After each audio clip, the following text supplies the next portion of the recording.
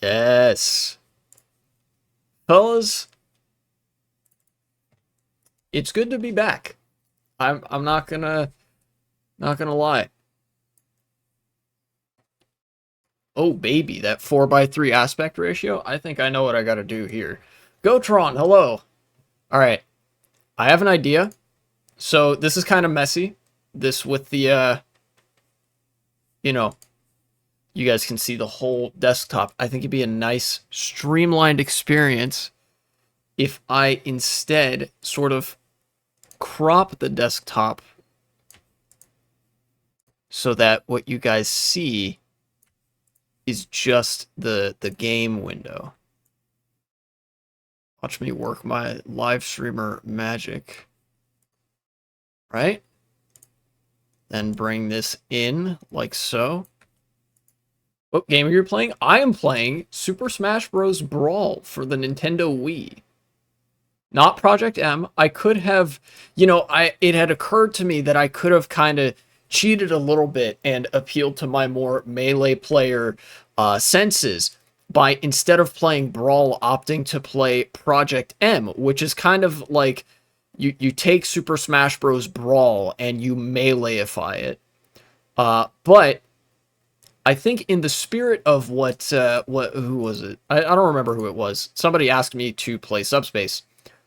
In the spirit of the request, I figured it would be nice to just play regular old Brawl with Subspace Emissary. There we go. I think that's a decently good layout, and you can still see a little bit of the still see. Okay, there we go. Wasn't funny when I first heard Green Arrow. I thought he was just some random rich guy. I feel like that's kind of what a lot of people think when they first hear about Green Arrow. It's like people kind of assume he's a knockoff Batman. All right, let's see how this goes. Place you with he. Yeah, I kind of did that because I'm not rich, so I was like, they can't be talking about me.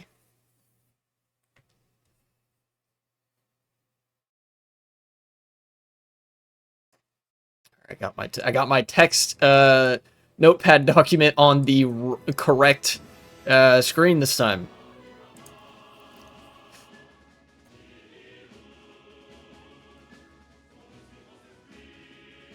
You see my cursor? You can. Yes, I am emulating this. Serious a problem? Think I'm only talking about one person? Ah. I'm skipping the intro. Yes, welcome to Super Smash Bros. Brawl. This was my first Super Smash Bros. Game. Hot take, this has the best story of Smash Bros. Games. I think that's not a particularly hot take because I agree. I think it also has the best story of all the Smash Bros. Games. It might be the only Smash Bros. Game to really have a story, apart from, fan games. I'm sure there's, like, a story-driven Smash Bros. Game or Smash Bros. Clone out there, but, Let's go and look. Oh, dude, I can change the aspect ratio? Nah, I'm keeping this 4:3. This is what God intended. Controls. Oh, I have memory card data. Ultimate is the most disgraced story ever. Yeah, I guess. I mean, it's no Subspace. Let's say that. Dang. Okay, never mind. We're good.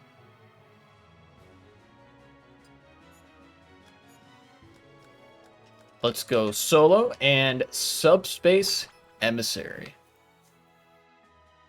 Now, of course, because this is my stream, I can't just play...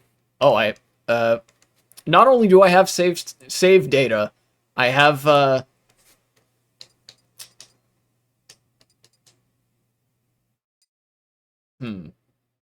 just be player 1. Begin without entering a name. And for the sake of content, we're going intense difficulty. The hardest difficulty. Because I am good at Super Smash Bros. And also I'm ready to get beat up. And that's going to be fine. We've now entered the new era of darkness and reality. That's probably true. Zelda Peach. All one word. One name. Mario! I think I can actually turn off the capture card audio since audio will be coming through the desktop source. Mario versus Kirby. You actually get to pick here. And I'm actually going to go with Mario. I prefer Mario.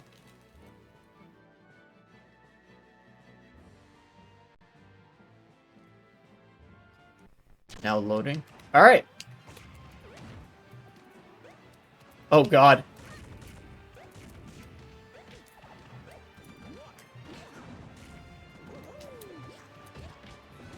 Okay, yeah.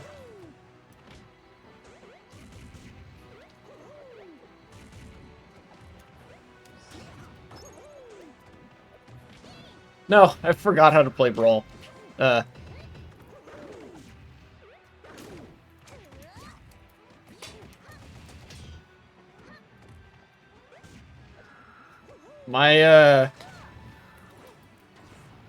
I'm dead. Oh, they give you 3 lives? That's kind of crazy.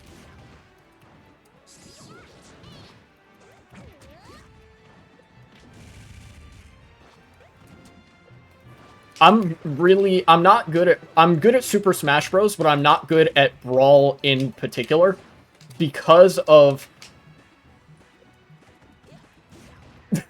I see the roll meta is very strong here. Get out of here. The defense meta in Brawl is just way too strong for my playstyle. See, like, look.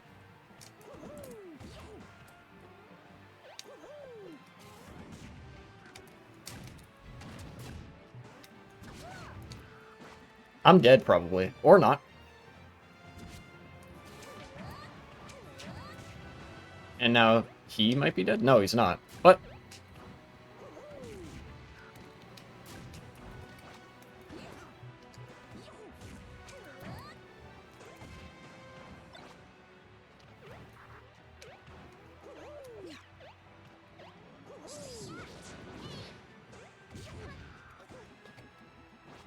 this game is... annoying. Okay, get him out of here. Jeez. This is the equivalent of, like, level 9 CPU, which I am not going to be well-equipped to handle in this game.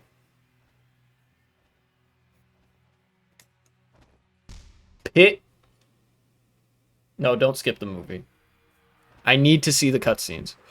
And this is the first one. Yeah, it's going to take me forever to remember this game. Now, there is, coming up in, I think, just a moment, there is one character that I can actually play very well in Brawl. And it's because they are very similar to their other incarnations in Smash Bros. And you'll see who that is very shortly.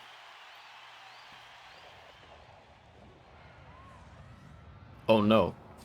It's the Hindenburg! Just kidding. The Hindenburg blew up, and this one isn't going to. But yeah, when we get some filler, probably, when there's, like, a good point for me to start talking about stuff, I am going to talk about stuff, because believe you me, there has been a lot going on. You know? What's this? Was I, doing? Right. Gotcha. I've heard that blimp before, never understand the story because no one ever told me. The Hindenburg? Well, basically, the Hindenburg was a helium power. I forget if it was like... No, yeah, it was helium powered. It was a Zeppelin. These were, like, at the turn of the 20th century, in the early 20th century, there was, like, the later stages of the Industrial Revolution were taking effect to such an extent that, like, you know, a lot of technological development was happening. One of these was airplanes, the other one was Zeppelins. New modes of transit were being developed. Trains started to be used more for, you know, passenger rail and stuff. And there was a period of uncertainty where people didn't really know what was going to be the new paradigm in mass transit, particularly by air. you know, you had hot air balloons, but then, you know, those were very slow and you could only hold a couple people. Then you had zeppelins and you had airplanes. Airplanes started to develop and we're already sort of pulling ahead at the time of the Hindenburg disaster. It was kind of like today's my birthday, so I'm now 22. Happy birthday! You're getting a lesson on transit today, on why Zeppelins are no longer a thing. Basically, they didn't carry enough people. They were kind of just a toy for rich people. They weren't terribly practical. And then the Hindenburg blew up because turns out having a giant helium balloon floating in the sky is just not terribly safe. And it was basically like you had to make it kind of like a balloon. These things were not very durable. Expensive as hell. I'm not an expert. Some of the things that I'm saying could be a bit off on that. But the general themes were, I think, there. That it just wasn't terribly practical. It was basically just not as good at what it was supposed to do as you know, airplanes. And so they went the way of the dinosaur, and now we have airplanes for air transit.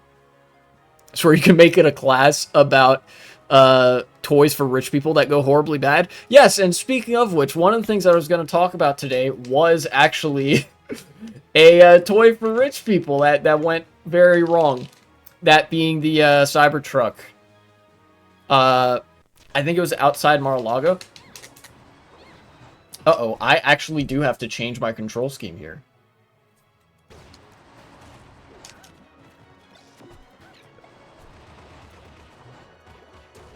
Oh my god. It's a good thing these enemies do reduce knockback. Peach, by the way, is the character that I am good at in Brawl.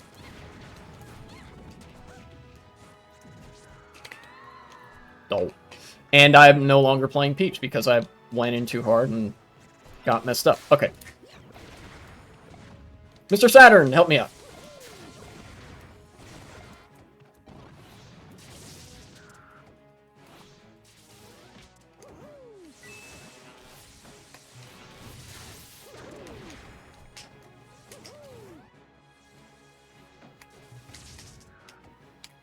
Jesus, those things hit hard.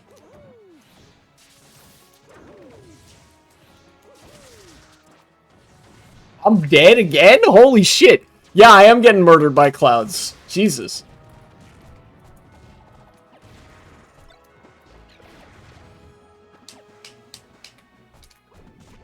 Kirby might actually be the one that I go with. Oh, wow. His forward smash recovers really slow.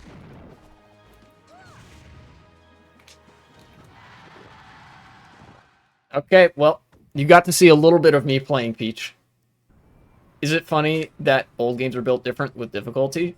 A little bit, but I think it's just ultimately that they, like...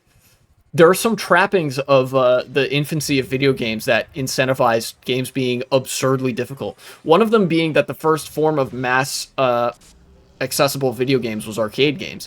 And in order to maximize the profit from arcade games, you wanted to make them absurdly difficult, but also really fun, so that people would be incentivized to go in, die a bunch, spend a bunch of money to keep going, right? That's the origin of lives in video games, of limited lives. They are an artificial difficulty restriction meant to, number one, provide a sense of urgency and pressure, but then also to literally try to get people to put more quarters into the arcade cabinet. That is what it is a vestige of. And you get an option here who you want to save, and I am going to save Peach, because Peach is best girl. And also, I play as Peach more. Come on, get me out of here. What? Even in video games, we can't escape the rich? Yeah. You know, my dad actually, a little while ago, got me a book that he thought I might appreciate, and he was probably right, called Marks at the Arcade, and my shield broke. And I have a feeling it's going to comment on that, if I were to read it. Oh, okay. That,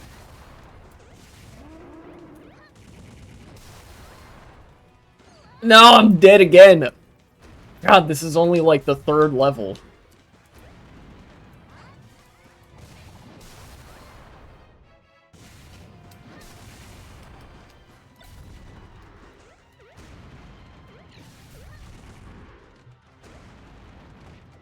This game really wants you to air dodge, by the way.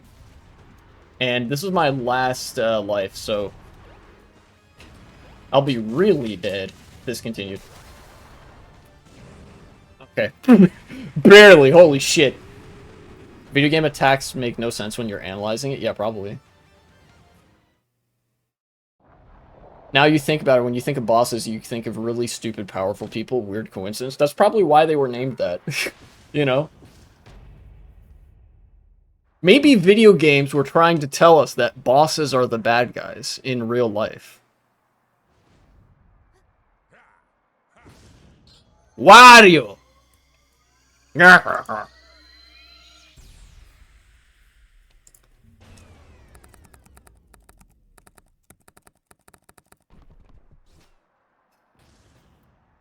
Oh wait, it was not Mar-a-Lago, it was Las Vegas. There we go. So, one of the things that happened recently was there was actually, I saw some funny commentary on this, but it's likely it was a terrorist attack. There was, you could make a joke about a trophy wife if you wanted to with that scene. True, and maybe I should, but I don't have the gumption right now. Okay, cool. I didn't get any unlockables. Alright, Kirby joined the team. And so did Peach. Alright, let's save the game. And let's save it over this. I think I was just doing that, like, easy playthrough to unlock all the shit. Back to map. Start roll.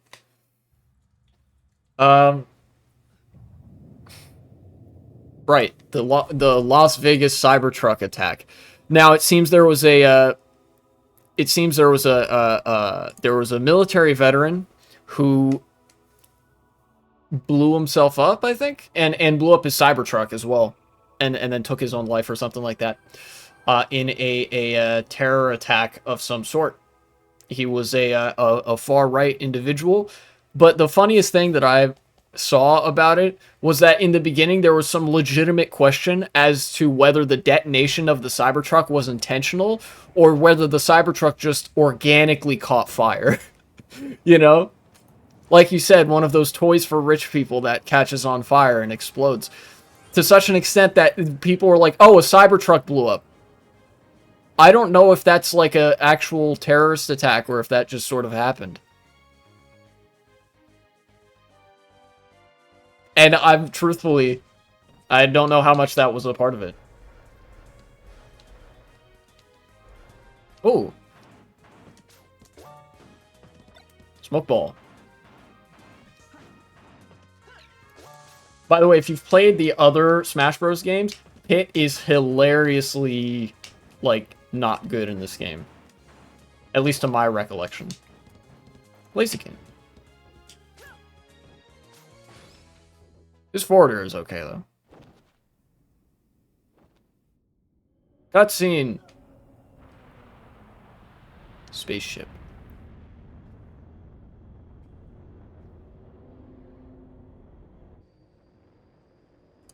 Associated Press, what was...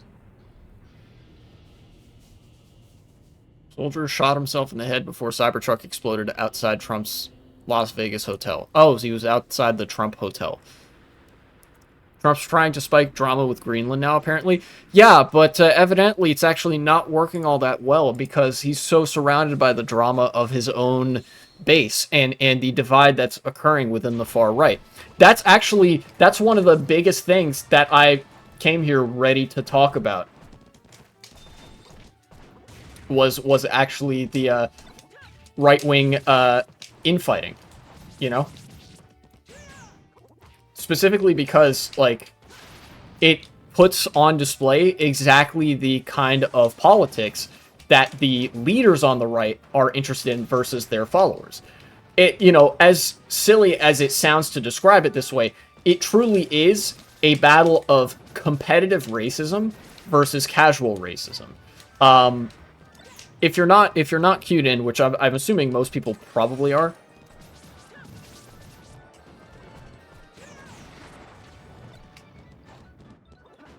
Get me out of here. Not. Oh. Oh, I can pick this back up. Cool. I'm just gonna do the high ya until this guy's low enough on health for me to... God damn it.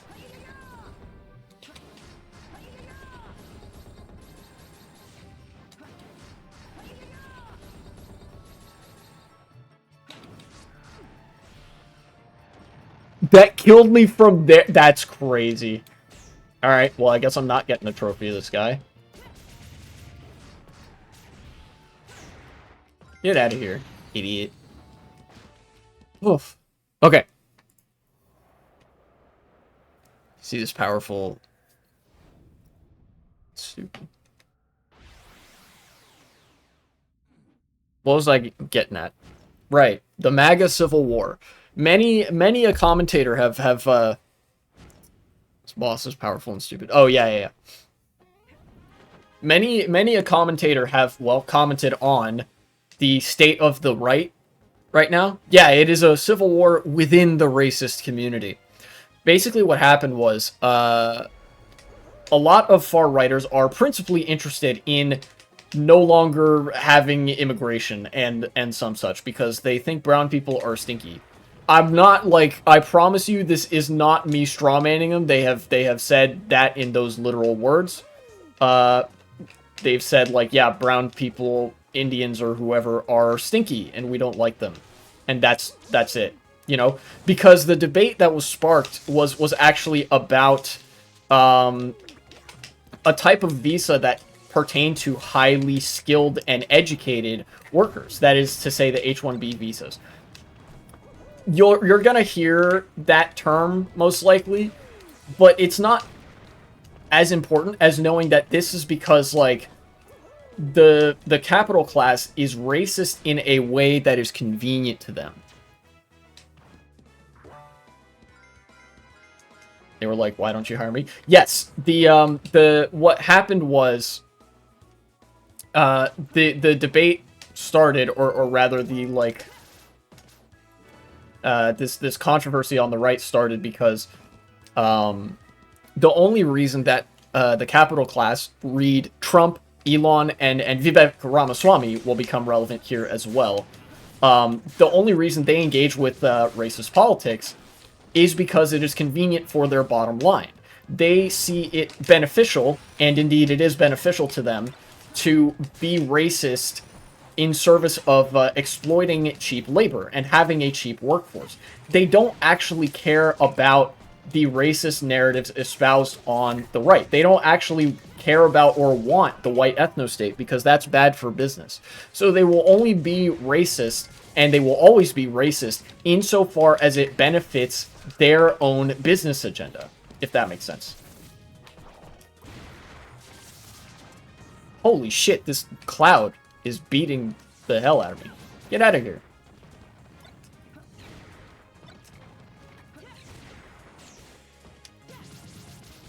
If you keep hitting this thing, by the way, it can never, like, actually hit you. Kind of weak sauce, that. And so, predictably, Trump, not Trump yet, actually, he did eventually side with Elon and Vivek. Vivek and Elon were like, no, wait, we want to bring over well-educated workers from the third world because, first of all, our education system is decaying so hard that we can't and also don't want to produce educated workers here, right? Like, that's the reason that there's even a need to bring over highly skilled and educated workers from third world countries, is because education has been so gutted by the right and by the capital class. Also, they can import workers from elsewhere at a lower cost. This is part of the race to the bottom. And as a result, now there are a lot of Americans who can't take those jobs, either because they're not educated enough or because they're not exploitable enough. People that are educated in America are probably more used to the American job market. In fact, they would be more legally protected having citizenship, so they would be more inclined to, I don't know, complain about really bad working conditions and potentially unionize. Whereas with an immigrant that's here on a working visa, from farm labor to highly educated workers, the concerns for them are very similar in that if they speak up too hard, they might potentially be subject to legal scrutiny and they might be deported. In fact, you can be deported if you are on a work visa and that visa runs up or something like that. Or if you have an ethical problem with your job, you're much more likely to be beholden to whatever your job wants of you, precisely because otherwise you could get fired and now your work visa is no longer valid. It is a piece of leverage that the capital class has over migrant laborers of all kinds that it does not have over citizen workers. And so because of that, they want as few citizens to be part of the workforce as possible, right? And as many immigrants to be part of that workforce. They want to create a labor underclass of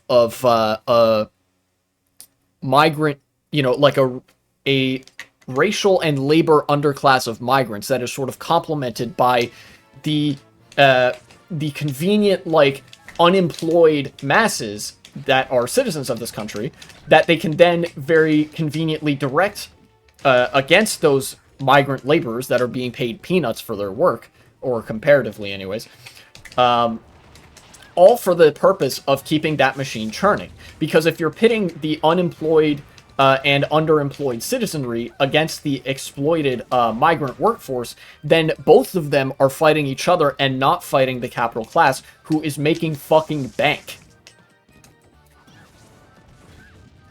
Does that make sense?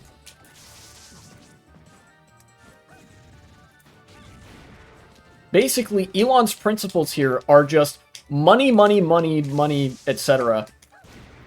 Same with Vivek Ramaswamy and Donald Trump. And that is why they all took the side of, wait, we need those H-1B visas so that we can have, like, cheap migrant labor and stuff. And so we don't need to hire people that we would actually have to pay. Now, a lot of far-righters will take the level 1 response to this, or even, I would say in some instances, the level 0 response to this, and say, well, then we should stop having migrant laborers. Which, no, forehead. This is the wealthiest country in the fucking world, and migration is a natural part of the body politic of the world. You're not going to do that, no matter how hard you try. And nor is it even a desirable consequence. But I think the more effective argument is just, you're not going to be able to do that. The real thing that you can do, and that you should do, is to actually ensure that migrants have the same legal protections as Americans, and that, so that it is much harder to exploit them, so that there's no reason to hire one over the other, that the considerations there would be equal, right?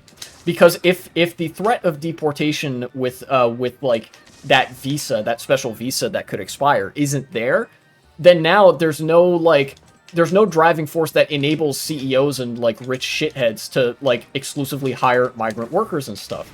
Because now they don't have, like, a convenient way of getting basically a slave workforce.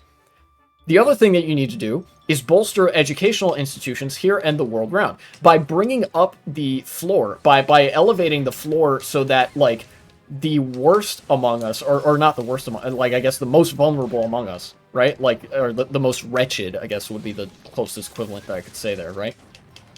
Are well protected by the law and by social institutions.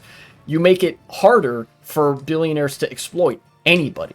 By protecting people who are most vulnerable to be exploited, you're actually protecting everybody, because their exploitation doesn't just occur at their own expense, but everybody else's as well, except for the people doing the exploiting, the capital class. That is why what happened, happened.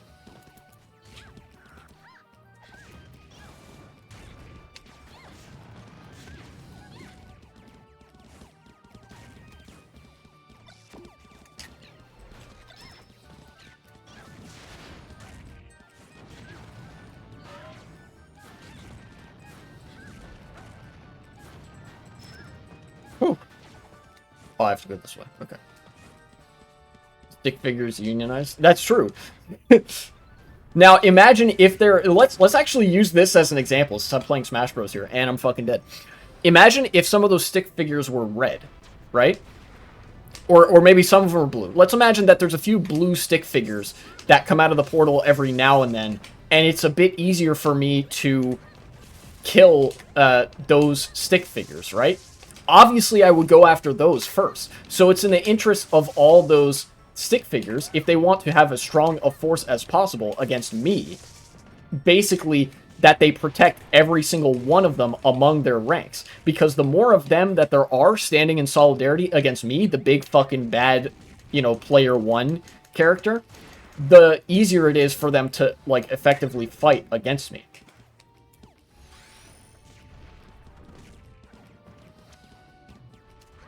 In fact, I might be dead here. You know? But what's happening right now, what Trump and Elon and all the capital class are attempting to do, is basically say, hey, yellow stick figures, you see how there's like a few of those blue stick figures? They're taking your jobs, they're taking your position, and they are your real enemies. So I will help you fight against them. Whereas, where the capital class damn well knows that they hate both of those stick figures equally and don't give a damn about either of them, right? So they're only sicking the one stick figure against another to be able to kill both of them. Or subjugate both of them. And I'm dead. Game over. And it's going to send me to the last save point, I think. Get up. That looks like the most spamming move possible. Yeah. Subspace is hard when you're playing on the hardest fucking difficulty. You know? Oh boy. Alright, this is what really did me in last time.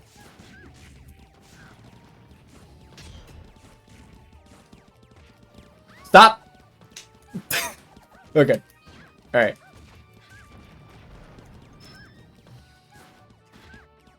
Stop! God damn. Holy shit. Alright. I'm back up here. Much better progress this time. Get out of here.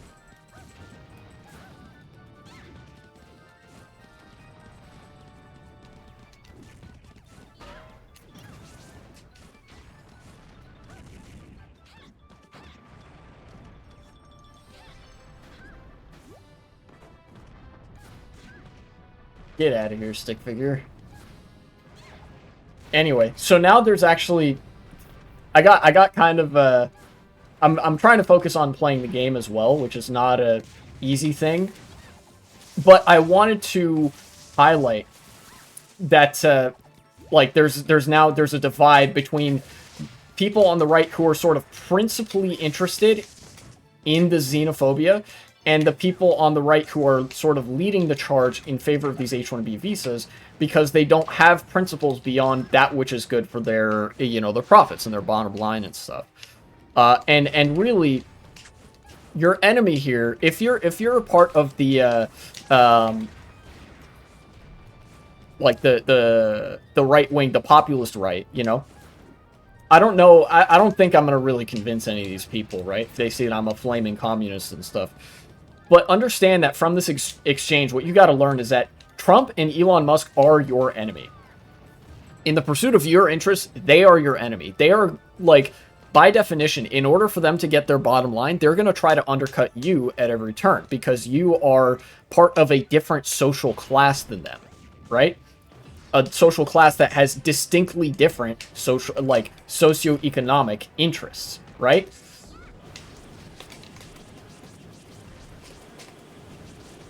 Stop! Oh my god. And the migrants that you've actually, that they're trying to convince... What the fuck? The migrants that Trump and Elon Musk and other business owners are trying to convince you to hate and to galvanize against are actually a very potent ally. You and those migrants are part of the same social class. Oh my god, stop! My shield broke.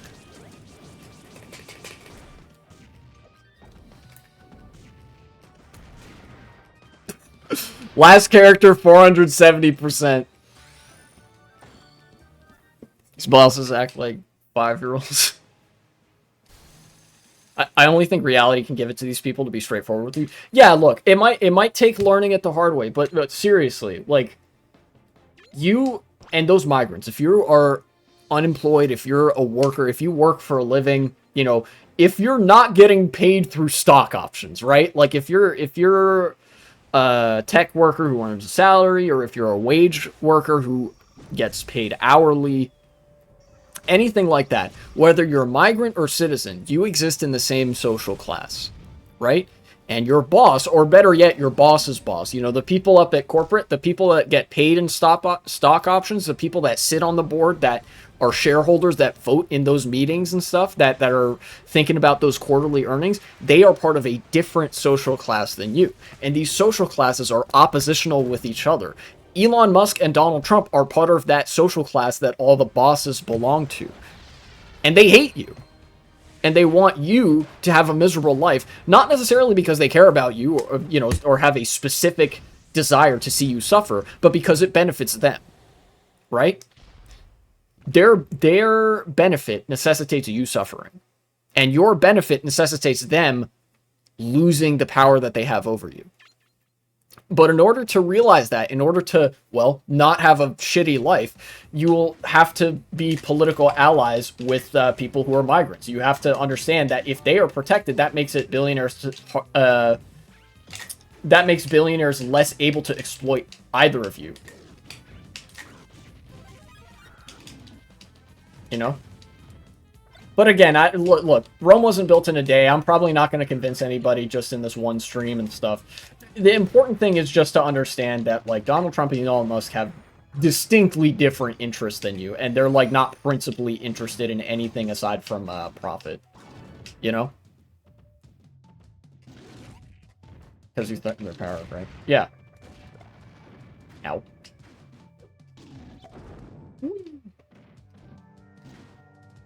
Oh, that air dodge? Billy.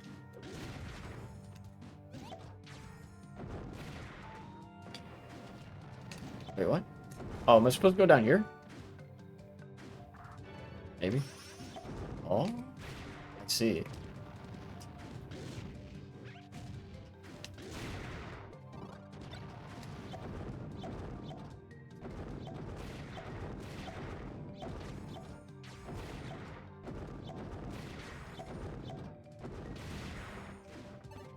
Tiny mushroom. Get this shit out of here.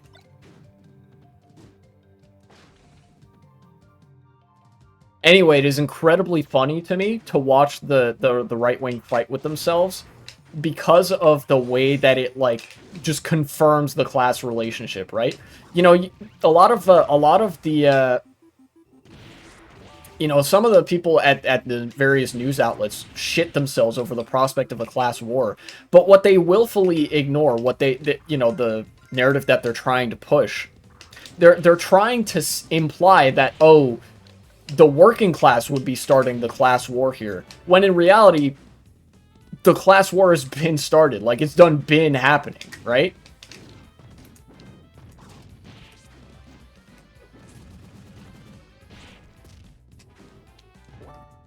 The only difference is it's only been the ruling class, the capital class, fighting that war.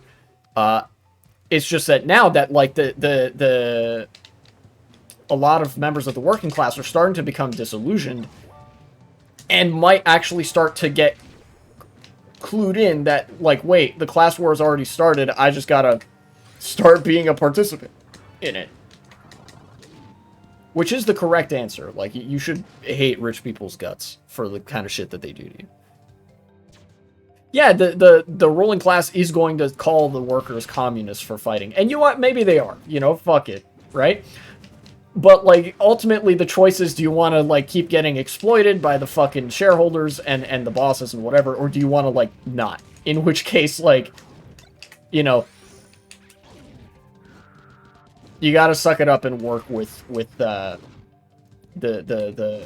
Pedro at work, right? Like, you gotta step up, man.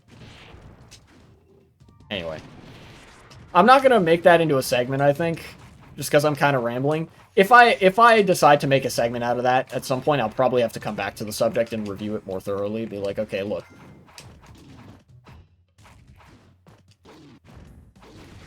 Get out of here.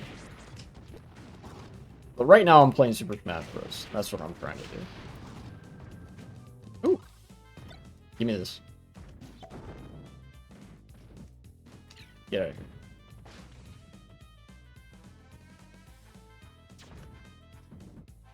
What am I doing? Oh, okay, it's one of these levels.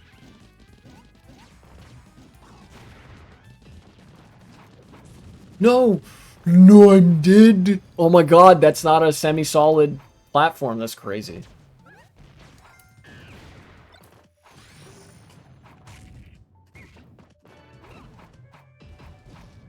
Holy shit, that eats through your shield like nothing I've ever seen.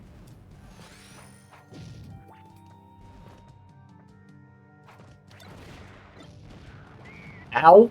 Holy Jesus.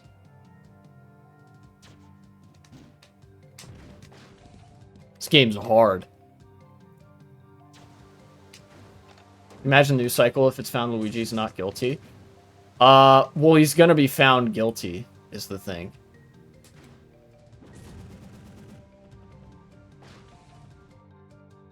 Is this this is bonus? I take it. Yeah. Like they're gonna make an example out of him.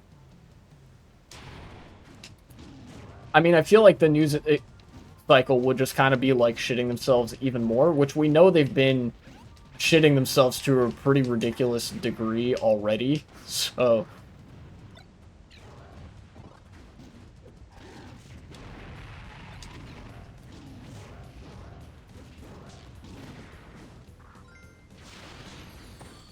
I feel like this game controls really clunky.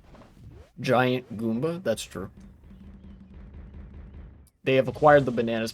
Bowser!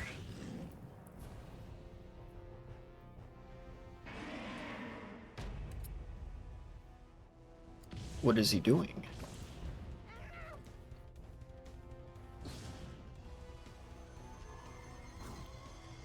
We're trying to stop them from gaining the means of production. Oh, yeah. Bowser, yeah. He was trying to stop DK and his son from acquiring fucking industry over the jungle. He's an agent of the Congolese Free State. He's here to cut off their hands or some shit. That turned grim.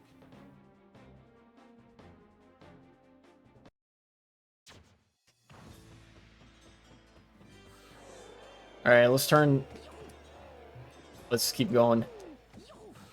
Ow!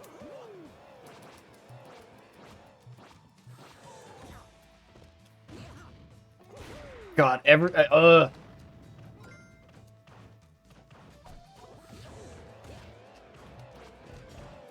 You know, as weird as it is to say, this game feels a little bit like Street Fighter V. I feel like I'm trying to move through the mud right now. Like, the controls feel weirdly sluggish and unresponsive at times. Hey, I got one of these guys. Get out of here.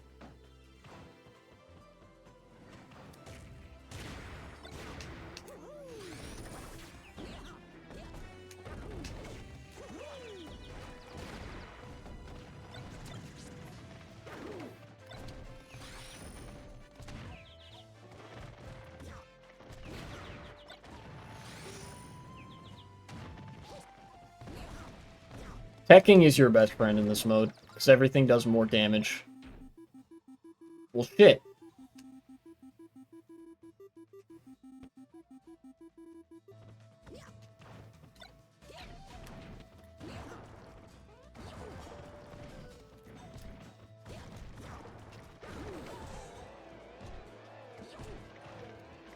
Come on! Alright.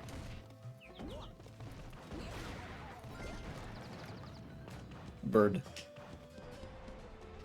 What? Oh, it's one of these.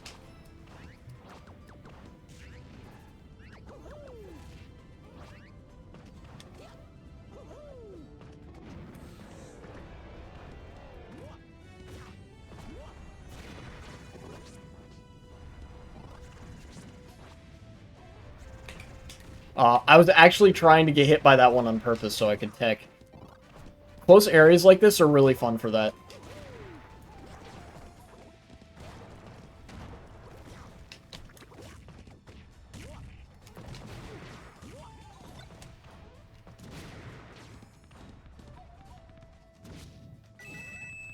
Soccer ball.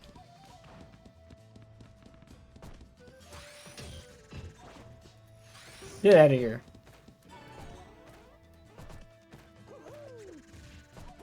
Wait, can I only wall jump 2 times? That's kind of crazy.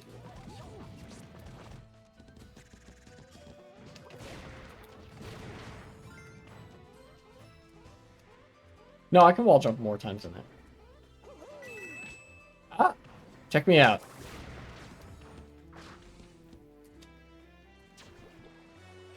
I wonder if the statues are aware of that state. God, what a horrible fate that would be. Holy shit. Give me that maximum tomato.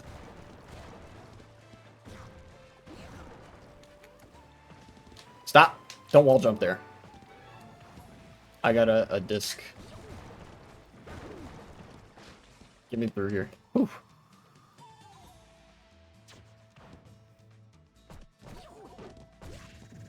Ah! I lived? What? It sent me all the way up there. That's crazy.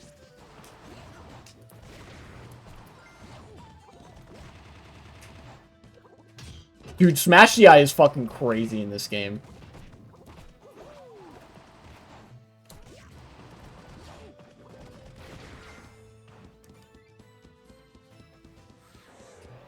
It's, sad that I thought this would be the type of story we'd be getting for Ultimate.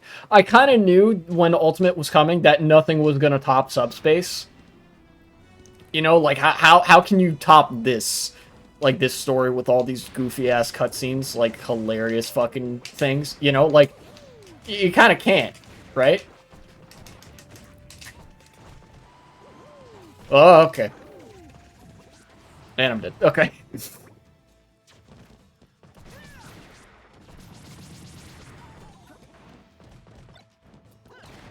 Ow.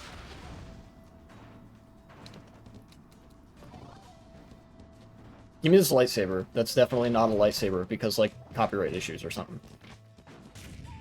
Also, apparently Pit's side B is actually a reflect move.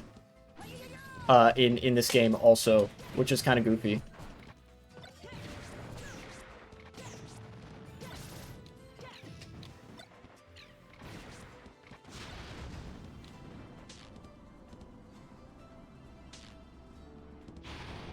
Keep going.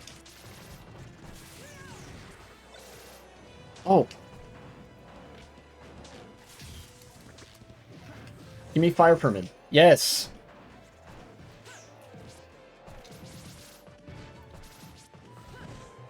I don't remember if there's, like, anything particularly you get from, like, collecting all these trophies and stuff. Story ends in Ultimate when everyone dies. I don't know if everybody dies in Ultimate. I don't remember actually much about, what was it, like, World of Light or whatever the story was called. I don't remember a whole lot about it.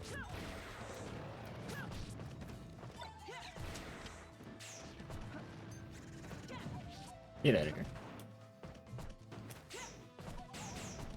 Holy shit, I feel like I'm moving through, like I said, it's just mud everywhere, and I feel like I can't move in this game.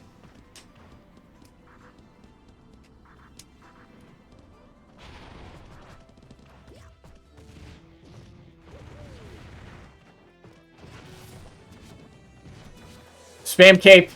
Or maybe not.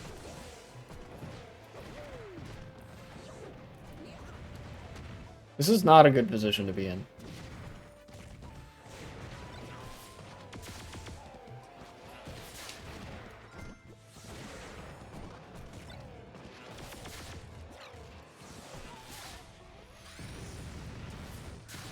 Ow. Sent me all the way up there? That's crazy.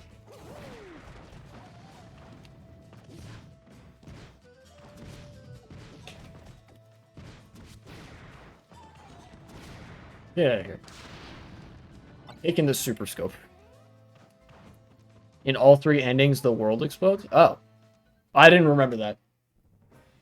It probably speaks to how the story in Ultimate was just not very good.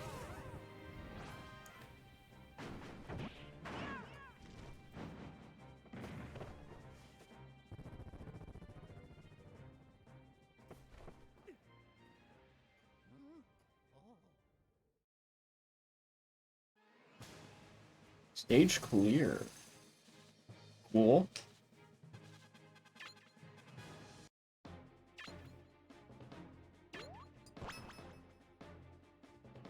It's kind of nice that not a single person talks in the story. In Ultimate or this one? Because I think that's the case for both of these. And yeah, I do like the fact that it's completely silent. You know, they have the whole silent protagonist meme. But in this one, it's not just one character that's the protagonist. Like, literally nobody says anything, which is cool.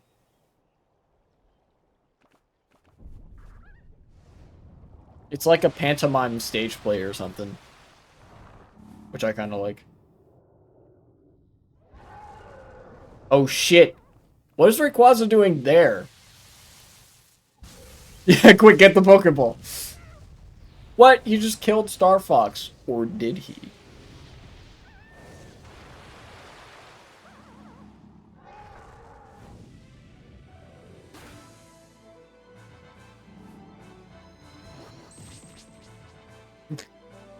Ah, yes. Fox side B. A move that's kind of fucking useless in-game.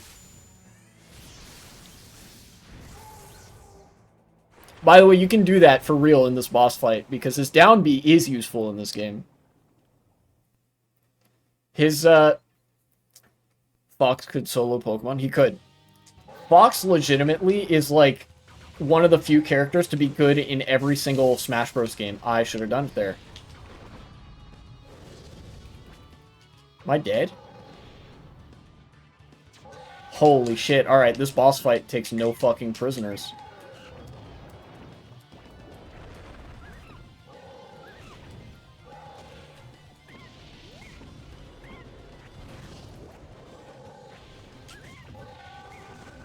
Ow. That broke my shield! Holy shit! Okay, if you just stand on the ground, that misses you, I guess.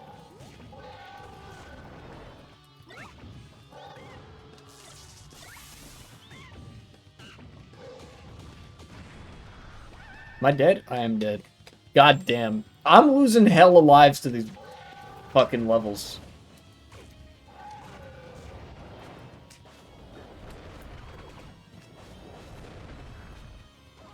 What? Holy shit! I knew this guy hits hard, but it's not like it's realistic to expect that I would die the literal moment that he touches me. Give me this home run bat.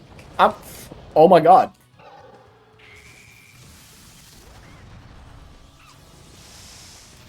Ow. Christ. Don't fucking kill me.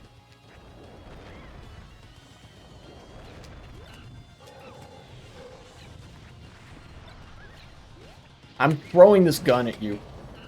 I'm somehow still alive. He's a legendary? Yeah, but... Fuck, whatever.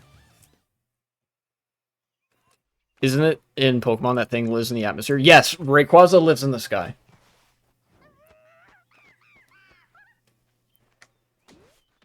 But yeah, Fox is, I think, one of only two characters to be good in every single Smash Bros. Game. The other one being Pikachu.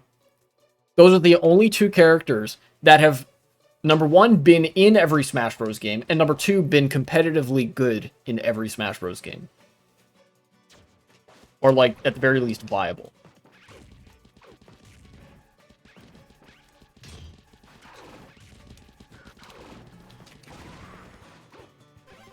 Of course, my lack of brawl skills are showing right now.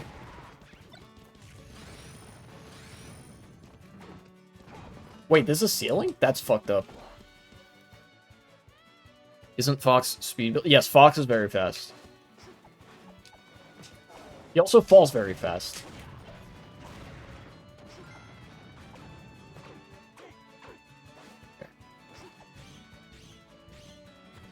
One of the reasons he was so good in this game is because you could shine stall for fucking ever. Although, unfortunately, you could not jump cancel shines.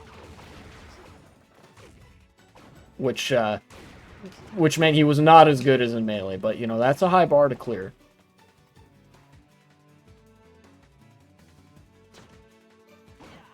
What? Oh.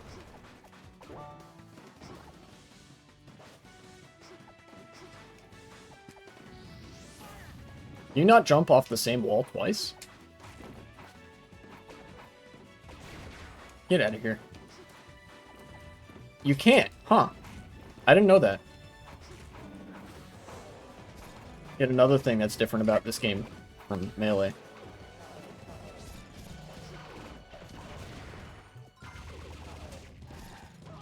Ow! Watch the new season of Squid Games, if I mentioned that. I haven't watched Squid Game, and I don't really care about it. I'll be real.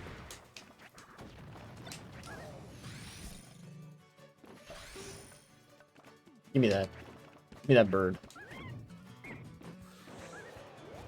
But I can tell you what I do care about. This is something I had some thoughts on the tip of my tongue about. Is the Dune movies. I have seen both Dune movies. Very excited to see the series like finish off and stuff. And recently I heard that there was some discourse started up about it, and not like, I mean the Dune movie, like Dune, not Doom. It's about, okay. I don't want to spoil it, because I would actually recommend that people go see it. That's how good I think it is that I actually do care about spoiling it for people who have not seen it, because I think it's worth it to go see it, especially now that both parts are both parts 1 and 2 are out. And I look forward to part 3 whenever that is.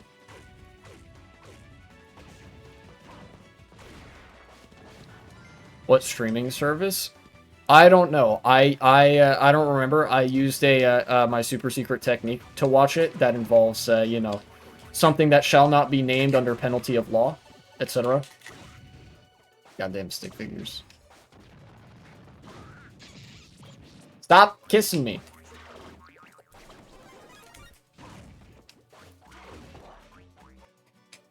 Giant lip creature is harassment? That is harassment. Workplace harassment. What's in here? Fire! Okay. But,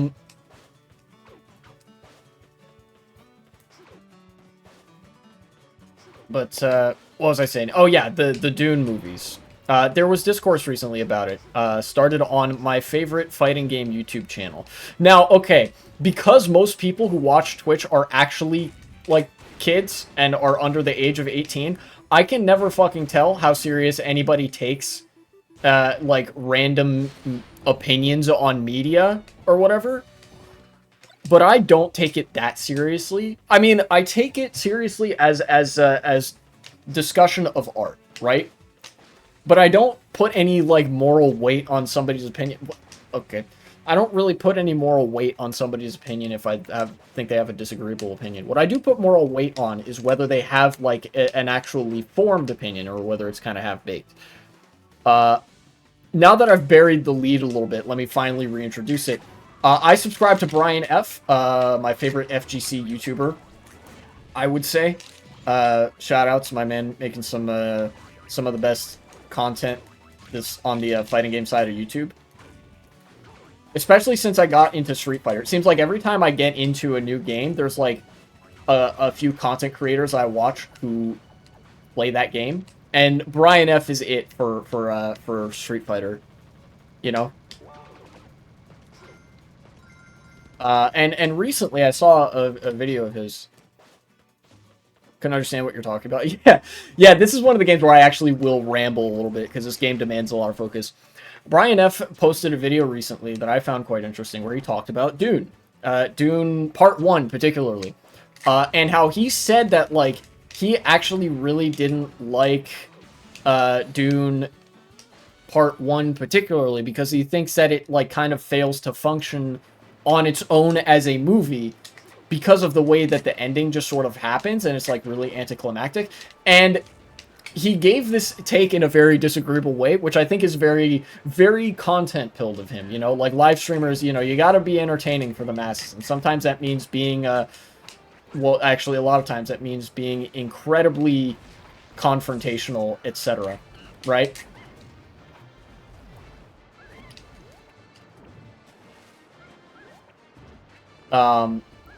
You know, chat was tearing into him, the comment section was tearing into him.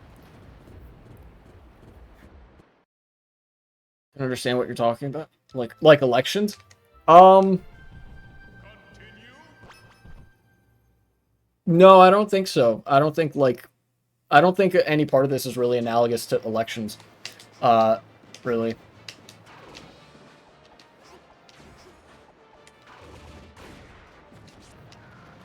God damn it. So, god dang it. Now I'm starting to lose the plot here. Anyways, this video was Brian F. talking about how he really didn't like Dune 1. And the essence of why he didn't, and like what he said, was that, you know, it was the ending. You know, like the movie just kind of stopped. It didn't really have a proper ending. And I can see where he's coming from with that. Sorry, without context, really hard to understand. It's all good. I'm gonna keep going here. I sympathize with that point because, you know, it is like, you know, anticlimactic. And for me, I recognize that flaw might not hit as hard, particularly because I watched the movies very close to each other. My first time seeing Dune Part 1 was when I think Dune Part 2 was, like, already very close to coming out, so I didn't have to wait that long between those two.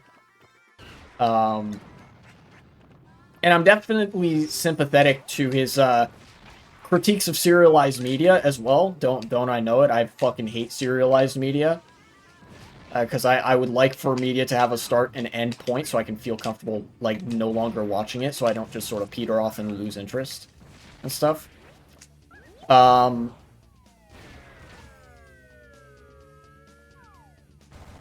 But I think Brian F. having a disagreeable media take, I think it's pretty objective to say, like, it's not even a super opinionated thing of me to say that Brian F. offered a very disagreeable take about Dune. It was very pronounced, very strongly worded, and it basically, like, it invited a lot of people who had a different opinion to disagree and be confrontational about it, right?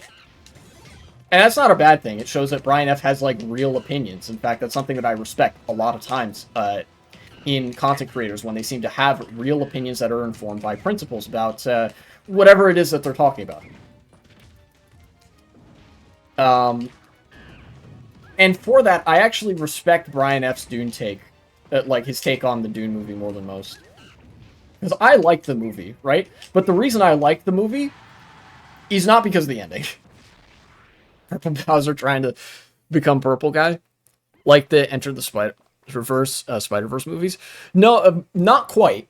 Some people did bring that up in when Brian F. was talking about Dune as well. But those movies do have, and I see what he's saying with this, they do have more of an ending, right? Like, each movie you could kind of watch it and be like, oh, there's probably more to this. I could see that. But then at the same time, each movie does feel like its own story that you could kind of say, like, okay, I'll just stop there for now. You know, like, there is an end point. It can kind of lead into the next one, but it's not like, it doesn't feel like you took a story and sort of cut it off before a story had really happened. You know what I mean? You know how in a story structure, there's, like, the call to action, the rising action, and, like, the climax, and then the falling action, the resolution, whatever. In a series, you still have that general pattern, but you have to, like, design it a slightly different way. Speaking of which, the next Spider-Man movie got delayed by a year, and that's fine by me. I would rather it be good than it come out the exact year when it was scheduled to. They can take all the time they need. Because I'm interested in them making good art more than anything. And I want Spider-Man, what was it, Across the Spider-Verse? uh, or whatever the third one is going to be. I want that one to be banger as well.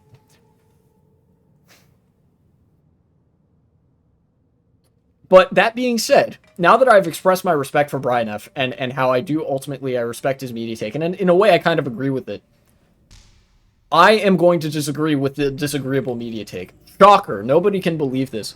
Partially because I really liked Dune, and Brian F. said that like him effectively getting blue-balled by the ending of Dune Part 1 ruined the whole movie for him. But it didn't ruin the experience for me. And honestly, I think that that's just like being a little bit of a sourpuss if you do that. I don't know. Look, it's very much a personal preference thing, right? I was just happy to see a nice like movie about like space Gaddafi, right? Like how it was interesting seeing like a movie where there wasn't really a super well defined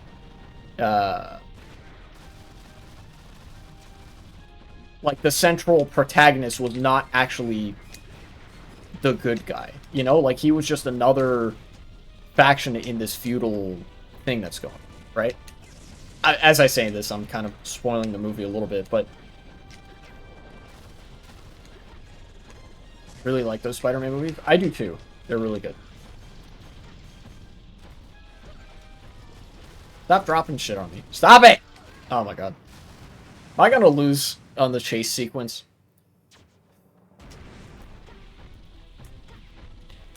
I don't think the anticlimactic ending ruined the Dune movie. I don't think it even made it a bad movie. What is this giant baby thing? That is Pokey Minch, or Porky Minch from the Mother games. If you've played Mother 3, you will hate this motherfucker with a passion. Because the plot of that game, you know Lucas, that little blonde-haired kid I'm playing as? Porky killed his whole family. And is just like eternally tormenting him. He's like a time-traveling dictator, or some shit, and he killed Lucas's whole family. And brainwashed his brother. Which led his brother to then, I think, kill himself or something. It's really fucking dark. And Lucas is like 8 years old. That's the giant baby thing.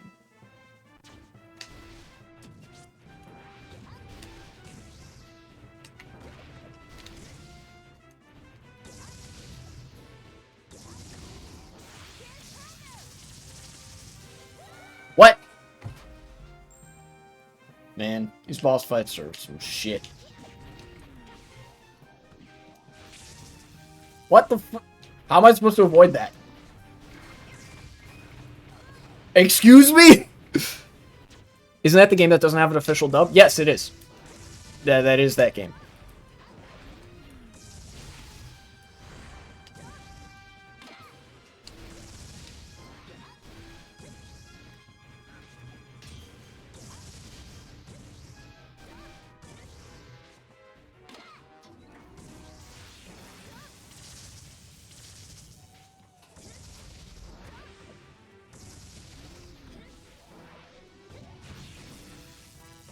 Again, how am I supposed to avoid this? I guess use him as a ceiling. Okay. That's one thing I could do.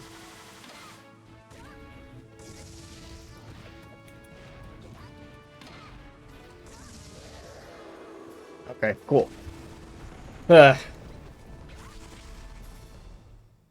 So yeah, I disagree with Brian F. on that, because I think Dune was still a good movie despite an anticlimactic ending, and all that. But more important than that, I think that I would rather Brian F. have a disagreeable take that was well-informed than an agreeable one that wasn't. You know? Anybody who watches Brian F. will probably know what I mean. Brian F. is a very thoughtful and measured content creator, I think, in the way that he talks about stuff. You know? Particularly fighting games, but also the media that he consumes. He strikes me as a very intelligent dude. crossover event incoming. People who watch Vosh may know a similar thing. The ever infamous Vosh media take. You know how Vosh gives some very disagreeable media takes at times, and that is to say, strongly worded, well informed, well thought, but like very, you know, like I'm very firm on this, even though it's a hot take and stuff like that. And I've thought about this, and you know, to critically analyze the media that I'm talking about and stuff like that. You know. And the most important thing about a disagreeable media take from a content creator like that is that I think it teaches critical thinking. It teaches you, even if you end up, like, regardless of whether you end up agreeing or disagreeing with what they say, you kind of have to engage with what they're saying. You have to think about what it is they're talking about and understand the critique. You have to understand the take that they're giving in order to disagree with it, right? Like, it's not enough to just say L take. You have to say why, you know, because they are articulating why they have that take. Like, why do you say, oh, the movie was ruined by the ending? What about the ending? You know, like, what in relation to the broader movie, in relation to the story and stuff like that. And a lot of people will not even reach that level, you know? I think that's an important level for people to understand at a basic level, is that, like, for me it almost helps to think about movies and art more about it helps me to think about art more as like academic pieces, right? Like, almost like the way I would think about a book about theory, or like a sociological article, or like an economic treatise, or some shit like that, right? Like, you know, basically I treat every movie almost like I'm reading Rosa Luxemburg. That like, it's almost like a movie doesn't really have a reason to be if it's not prepared to offer something that requires you to critically think, you know? And I know some people might criticize me and say that that's like a very elitist or highfalutin way to think about media, and that's perfectly fine, and I acknowledge that it probably is. But that's also the reason that I like Dune so much, is that when I said that, like, Homie is literally Space Gaddafi, I'm not joking. You know, there are a lot of parallels about like, between Paul Atreides and Muammar Gaddafi, you know, in Libya, and I think that one of the reasons I really like that movie is its sort of incorporation of systemic power, how that relates to the disenfranchised, and how that relates to, like, factions within the ruling class, and like, whether a revolution is a revolution from within the already existing ruling class, or whether it is a genuine revolution from below. And, you know, things of that nature. Again, I'm trying to play Super Smash Bros. Brawl Subspace Emissary on the hardest difficulty as I'm talking about this, so it's kind of hard for me to fully articulate what I mean. So you guys are gonna have to lend me a bit of rope here, you know, as I'm going on about this, right? This Nair is different than what I'm familiar with.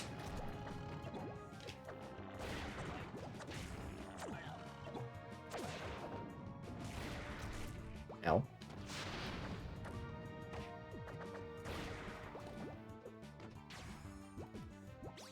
Hello? Is my... Oh, okay. I see. You haven't gotten the other Pokemon yet, so the neutral B, or down B doesn't do anything. Gotcha. Those things are just a rip-off of a Pokemon? Yeah, it's just Voltorb.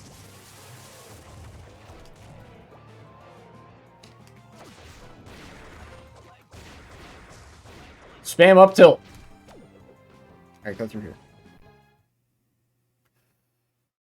Haven't you tried to catch these things with your Pokeballs? I don't know, you might catch them? I don't know.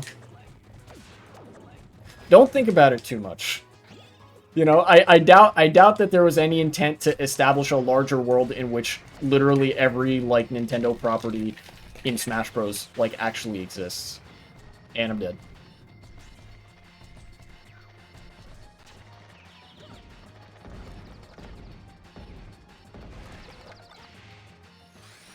Okay. If I want to get through this game without dying too much, there's going to have to be a lot of me, like, using very safe normals. You know? Like, I can't play this like I'm playing against an actual opponent. I have to play it like I am the 5-year-old spamming moves in neutral. Like this. That's pretty good for this mode. What's up here? You can grab that? That's crazy. Wait, that's not a projectile? I've been lied to. Ow. But it's fun. Yeah, I know. Believe it or not, so is, like, playing like I'm actually playing against somebody. I actually don't enjoy spamming moves in neutral as much.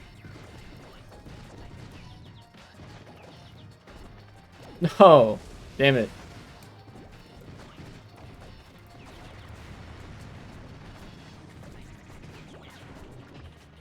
Holy. Okay, this is my last life. Gotta be careful.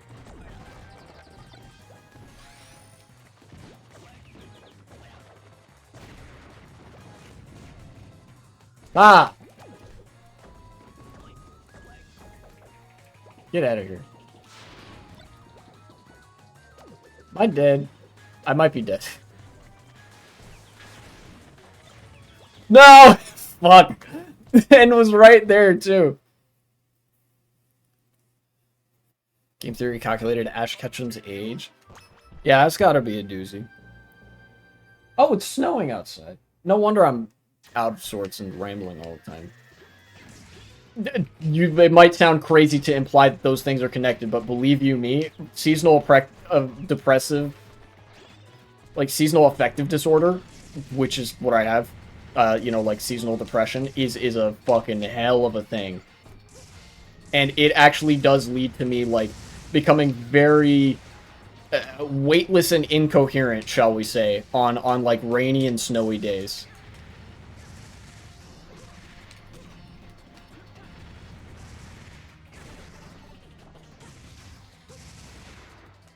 Okay. Get me up to this place. Alright. Get that guy out of there.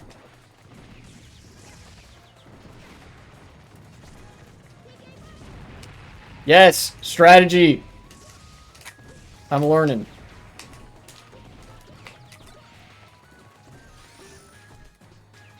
Take that.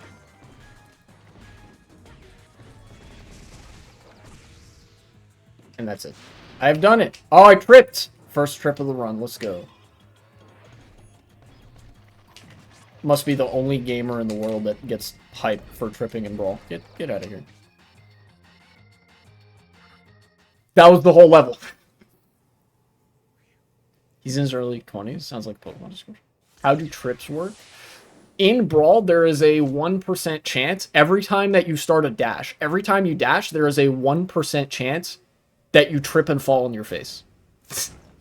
Except for one character, and that is Luigi, who has a 2% chance every time you start a dash to trip and fall on his face. That is why a lot of people don't like this game and meme very heavily on it, because the game literally discourages you for trying to play it like it's a fighting game. Why are people mad at a funny mechanic? Because it prevents people from playing the game in a way that's very fun to a lot of people. If you watch videos of Melee, right? Here, let me just find a random clip of Melee. SSBM click. I'm gonna try to find a clip of, like... Here we go, look. Shoutouts to Nation123. I know I don't usually enjoy content stealing, but I'm gonna try to find some something nice here that you can see. Let's see if there's like a spacey match or something. Okay, here's a spacey match with Mango. Look, this is the kind of gameplay that people enjoy.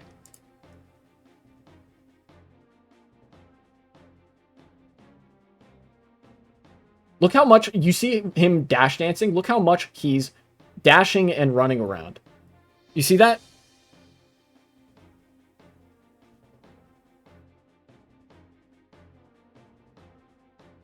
I'm sure there's a greater context and content of this clip that's going to be lost on me because that's not what I'm concerned with here. It looks like he's on something. Yes. And people find that very fun. People want to go fast. They want to run around and stuff like that. And until Brawl came out, that's what Smash Bros. Was known for. 64 and Melee were very fast. The problem with Brawl is that the devs and Nintendo went and looked at how fast and competitive and like high octane Smash 64 and Smash Melee were, and they intentionally said, let's do the opposite. We want to, like, they went in and hard coded ways to discourage you from playing like that. You may notice everybody's very slow. The running speed is not fast. You fall very slow. Everybody is very floaty, and literally every time that you try to start a dash, there's a 1% chance that you trip and fall on your face and you just get stopped in your movement. It'd be funny. Nintendo did that on purpose to be a troll. They did do that on purpose. They explicitly didn't want Smash Bros. To be an exclusively competitive series, right? And of course, Melee and 64 already have value as a party game, as a non-competitive game, right? But that wasn't good enough for them. They effectively, they tried to force Brawl out of being competitively viable, and that's the way that they did it. And unfortunately, the ways in which they made Brawl a non-competitive game also made it less fun, right? Because a lot of the things that make people want to compete with a certain game are things that also make those games fun. People don't want to compete in games that they don't find fun. So a lot of the competitive value that was stripped from Brawl in its development also included fun being taken out of the game that people otherwise would have, right? And I'm basically equating the fast movement and stuff like that to fun, because for a lot of people, they enjoy that, and I enjoy that too. That's one of the reasons I don't frequently revisit Brawl, because you go really slow and you can't run really, like in a real match, right? This is why I play Peach. In fact, the reason I mentioned that I play Peach in this game, and I actually enjoy playing Peach, is because Peach is one of the few characters that mostly doesn't rely on dashing for their movement. Peach is a relatively slow character already. You're not going to be dashing that much. What you're going to be doing is hopping and floating. And that's something that I really enjoy doing as Peach. The stuff you can do in Melee as Peach, you can mostly also do in Brawl. Peach is one of the only characters that doesn't feel that different between versions of Smash Bros., which is why I enjoy her a lot. Because you can learn her in one version, and that translates pretty well to being able to play and have fun with her in other versions. Those robots ended their own lives and they felt sad. Yeah, Rob is a sentient being, and then he just committed a fucking act of terror or some shit. Hey, look at Monarchy. Base Primids, you're going to destroy the fucking Monarchy? Let's go? Never mind. I actually have to play as Marth, so eh. See, look how slow Marth is right here.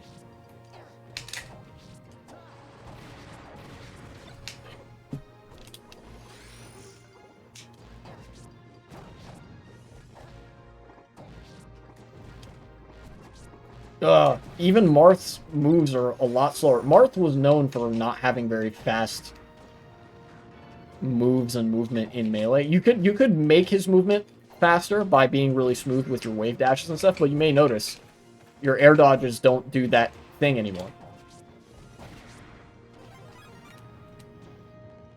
He gets faster with the big mushroom though, which is nice. Oh yeah, also I think they made counter more powerful in this game, which is cool. And I'm dead.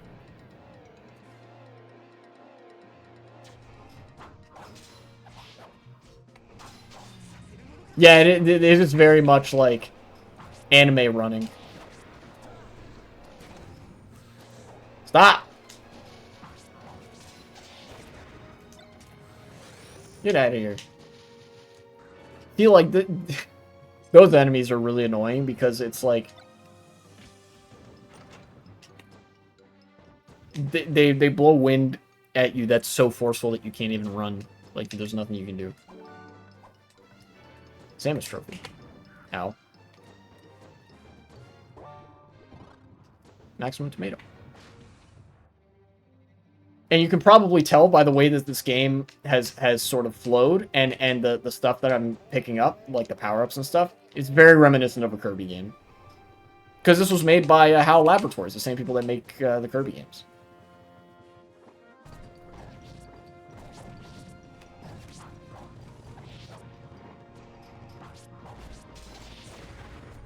Get out of here. Martha's good for this difficulty because a lot of the ways in which they make the game more difficult and the harder difficulties is just by having stuff attack you more, which you can just spam counter to get around. It's interesting how much stuff has happened in the world before Trump has even gotten into office. Yeah, he doesn't assume office until fucking January 20th. And already we've had a, like, MAGA civil war over some shit. Ow. Get out of here.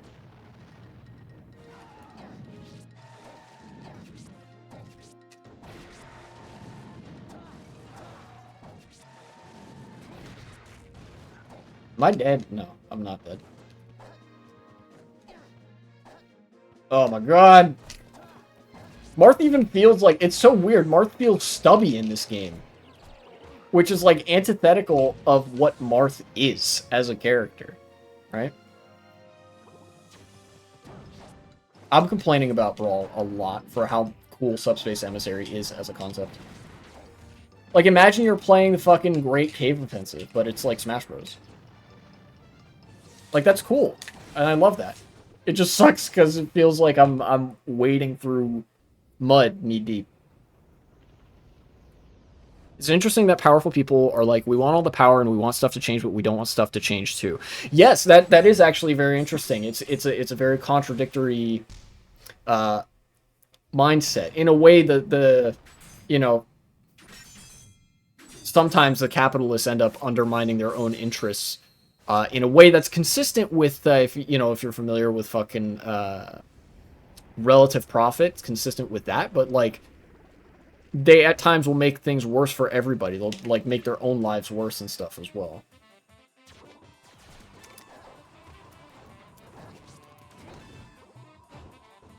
Holy shit, that almost broke my shield.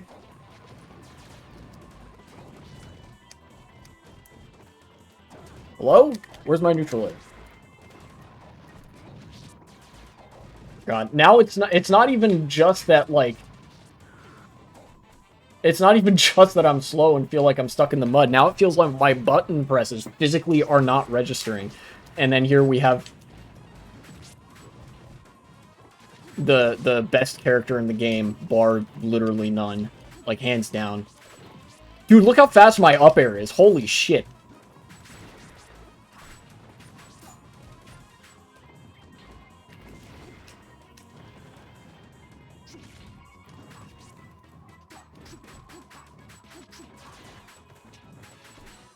Dude, I can do 3 up airs in 1 short jump. More if I fucking jump from a certain height. That's crazy. And I'm dead. Isn't his power level a meme? Yes. Well, did I read that already? I fucking can't forget if I can't remember if have read shit already. Jesus Christ. I'm not in a good frame of mind today. Shouldn't have talked about like so many really interesting things when I wasn't in a good frame of mind to do so. Maybe I'll come back to that the next time I stream. And I died already. Holy shit. I can't fucking play this game. What is going on? Oh yeah, also his up B was absolutely ridiculous. Hello? Oh my god. Brawl on the hardest difficulty is no joke, because all the other enemies literally don't follow the rules of the game. Seriously, they attack faster than Brawl's engine allows you to attack.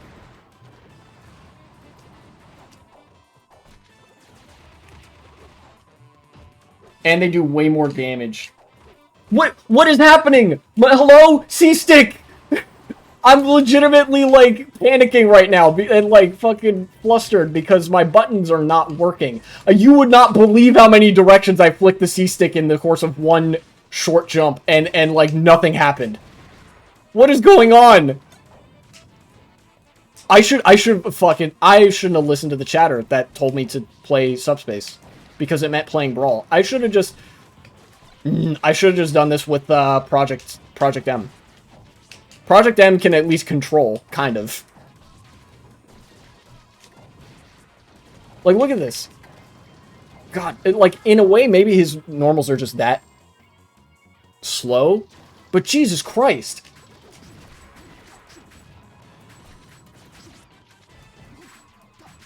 Ugh. Bro, I didn't press R in the game. Okay.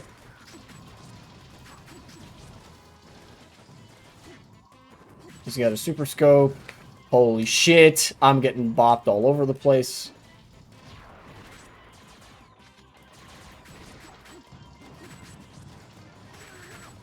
Hello?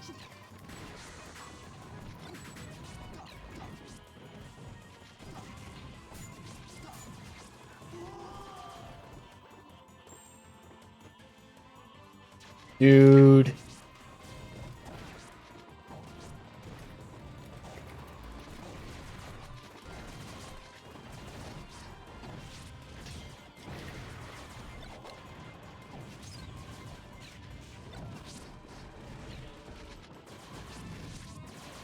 Please. Fucking thing, help me. Okay. Counter remains broken. Get out of here. Finally. Jesus. And this is why I don't revisit Super Smash Bros. Brawl for the Nintendo Wii. Sorry, guys. Sorry, Sakurai. Shit game. Shit-ass game. Horrible controls. Jesus.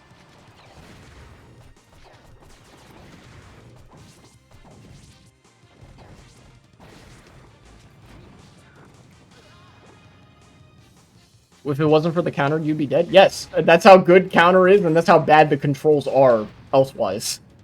You know? Ow. What the fuck is this thing? I'm getting behind it. Never mind, it can turn around. Ow. Give me that maximum tomato. Give me that other maximum tomato.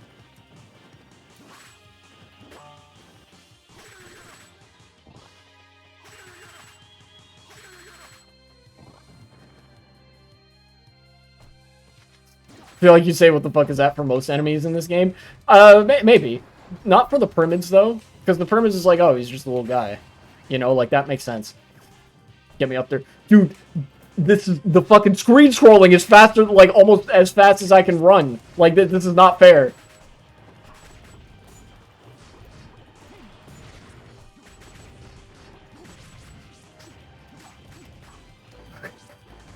Can I blast this motherfucker off to the fucking stratosphere? Only time will tell. The answer is probably no. Holy shit! How's the average person win this? You don't. You die a bunch. For all intents and purposes, I might be, like, analogous to the average Brawl player, because I am not that good at this game.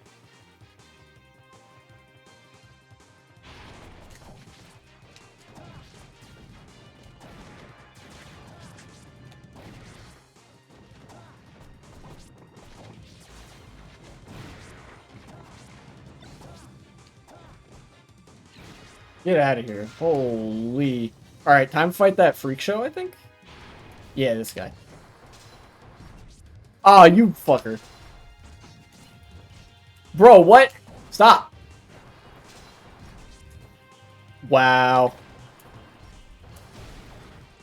Get him out of here. At least there's a checkpoint? Yeah. Oh, dude, could you imagine if I had to do that whole fucking thing again? Jesus, I would shit myself. Probably. Thank you, screen scrolling. Very cool. Jesus Christ. Folks, take notes. If you are making a game, do not make it control like Super Smash Bros. Brawl for the Nintendo Wii. This game does not control. Like, you can't fucking control this game. Hello? What was happening? I couldn't see shit.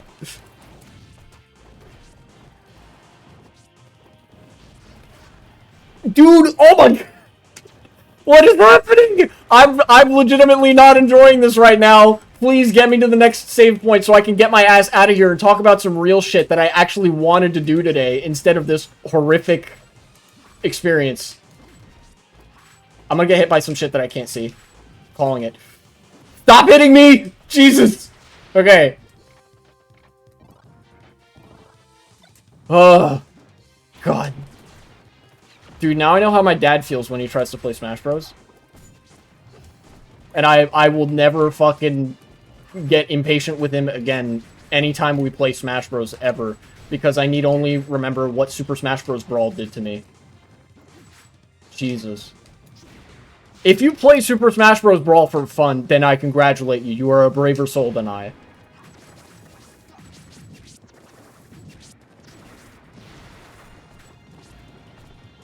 Or you play Meta Knight, in which case then, like, just play Melee.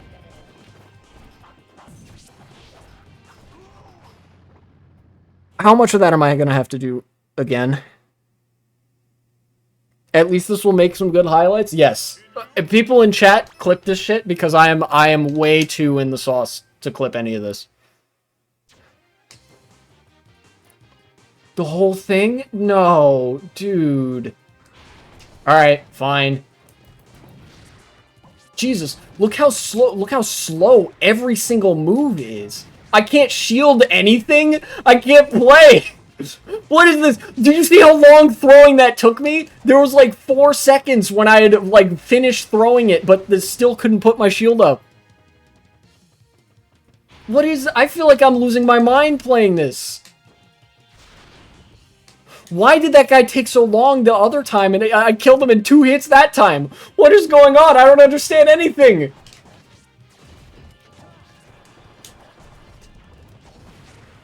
Get out of here. No, get me out of here. Jesus, look how slow my run speed is. Again, I'm barely outrunning this pace that the fucking screen is scrolling. No, don't kill me. Okay, okay. You can't win. You can't do anything in this game. Please, get me out of here. Help, my C-stick doesn't do anything. My fucking attacks don't do anything. I'm stuck for 8 years after I hit anybody. Yeah, this game makes no sense. I'm not having fun anymore. Please. I want to go home, but I am home, so that doesn't really work. Was that a dud? Was that like not a real...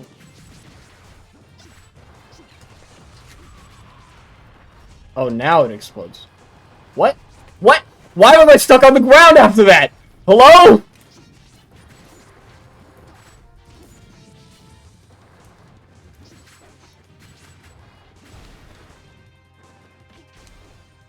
Oh my god. Dude, it takes forever to do anything in this game.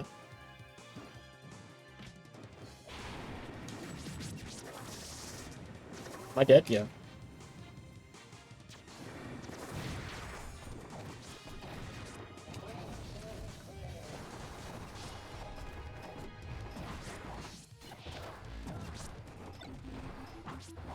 Oh, great. And then I get the fucking dummy hammer.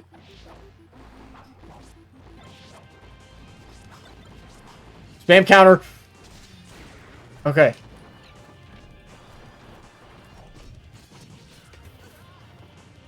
Dude. Yeah, I figured it out too. The fucking blaring light on top is the weak spot. Fuck off. Primid.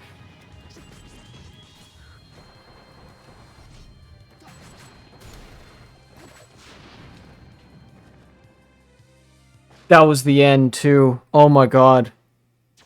Whoever suggested that I play this, I'm never forgiving you. I'm never taking... This is why you shouldn't take chat recommendations. Other streamers were fucking right. I should have just played some shit that I wanted to play. God damn it. Yeah, it's like I fucking committed a grievous crime against their family the way they're just fucking me up. They don't take any prisoners, dude. Great. I came over here for bonus.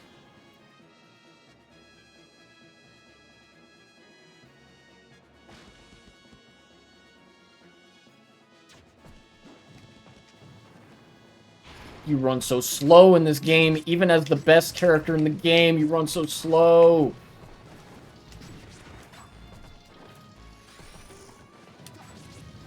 God, even Meta Knight, the undisputed best and most unfair character in this game, feels barely functional.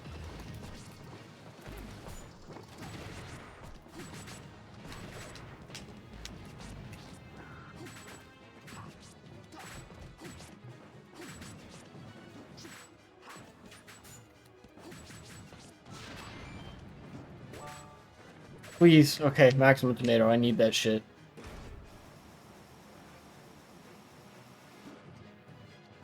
Yeah, okay. I was gonna say, I remember one of those is like, you have to jump. Yep. Otherwise, it just kills you.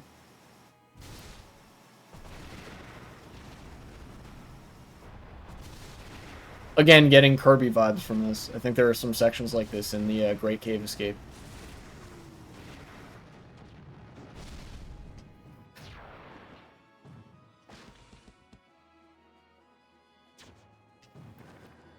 What? I'm back out here? Why? Oh, okay, that's the end of the level. Alright. Once this cutscene is done, and we get a save point, I'm fucking done with this. I would have been so sad if you died at the end. Yeah, I would have been, despondent.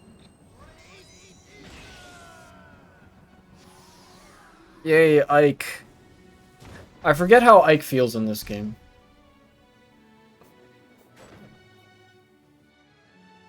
I'll try him out.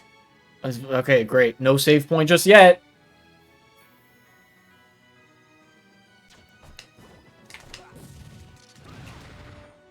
Okay, so he's slow and heavy, which is appropriate for this game because everybody's slow.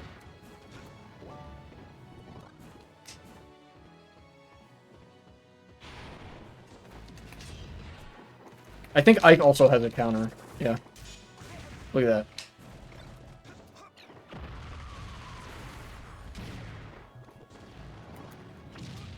Get him out of here. Holy shit, that almost killed him in one hit. Let's go.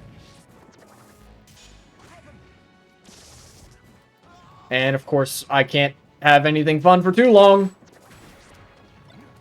Get the fuck out of here.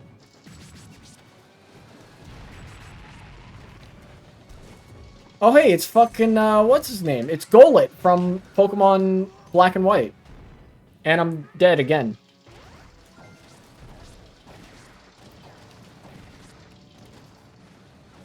Honestly, the fact that those guys attack from so high up is fucking dastardly. That's a poison mushroom. I don't want that.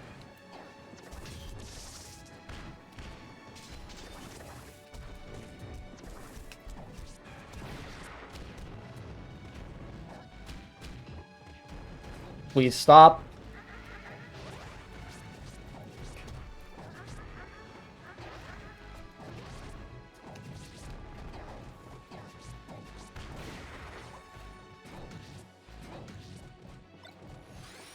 I don't care. Just get him out of here.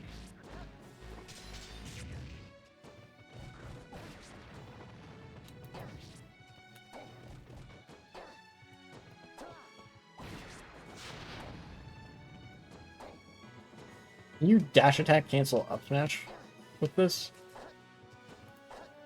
No, you can't. I didn't know this was a difficult game. Yeah, the subspace. Well, I'm playing on the highest difficulty. You know? I could have been playing on normal and it would have been way less excruciating. But you see, I needed the content. I'm partly to blame for this, don't forget. Oh shit, it's Luigi, the character that trips actually twice as much as every other character in the game. Seriously, they hard-coded that.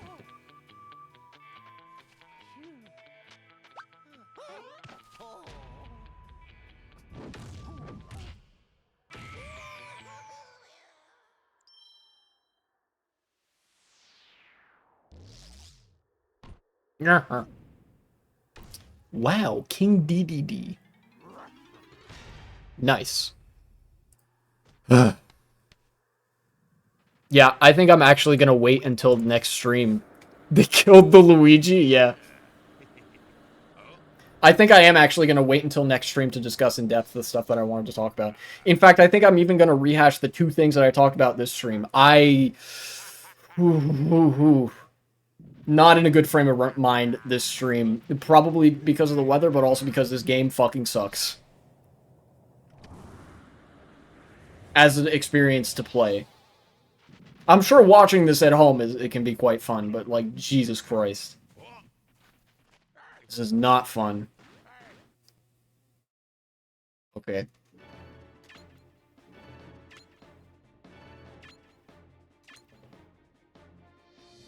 Alright. So what do we do now? That's it. That's stream.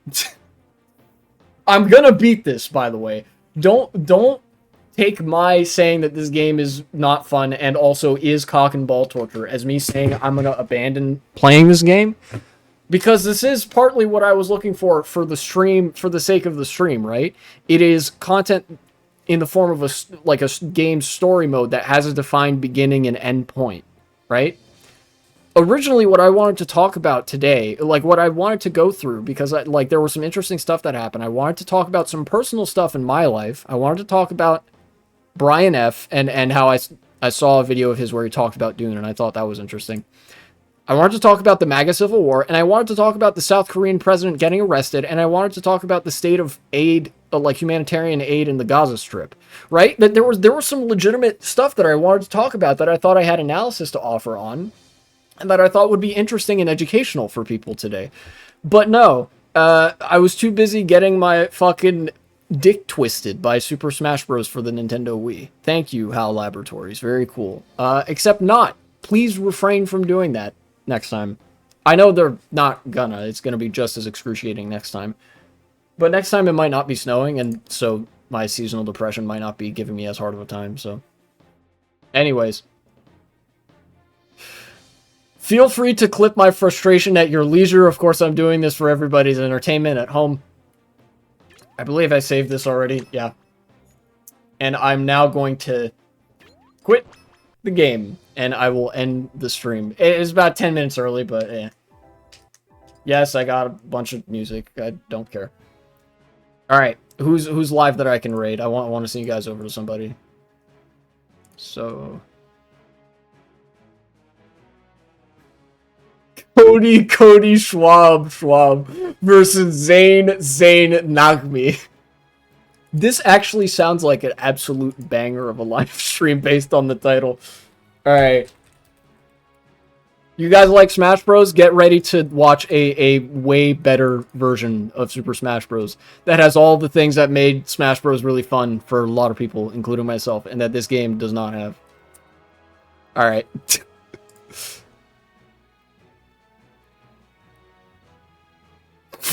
Fuck. I'll see you next time.